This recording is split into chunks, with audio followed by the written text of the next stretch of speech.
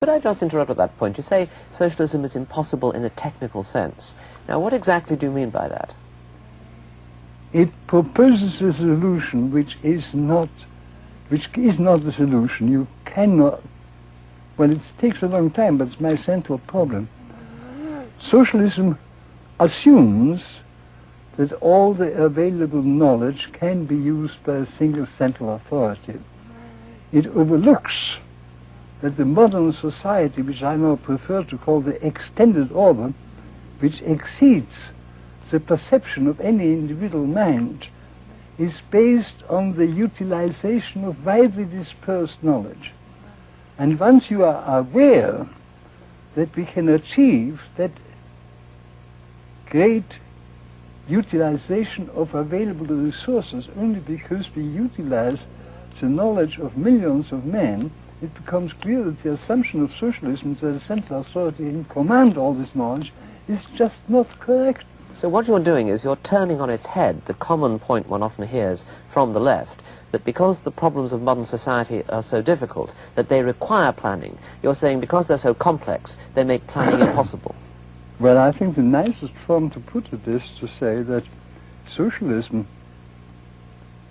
protesting against the production for profit and not for use, objects to what makes the extended society possible. Production for use is only possible in a society where we know all the facts. But to achieve the situation where we are all working for people whom we do not know and are being supported by the work of people we do not know is made possible because we produce for profit. Profit is a signal which tells us what we must do in order to serve people whom we do not know. Yes. Now, you and von Mises put forward this criticism in the 20s. What reaction did you get from the socialists of the day? What reply did they make to that fundamental criticism? They were unwilling to admit the factual argument. They preferred to withdraw on the fact. This is a difference of values on which science cannot decide.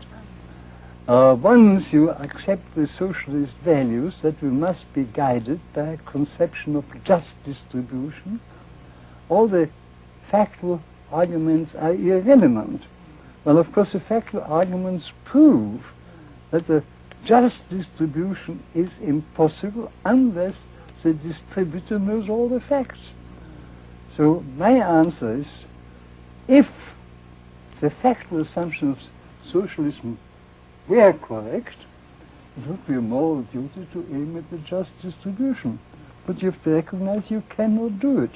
In fact, you can produce enough to maintain the present population of the world only because of a spontaneous process or mechanism which enables you to make use of infinitely more information than any central authority possesses.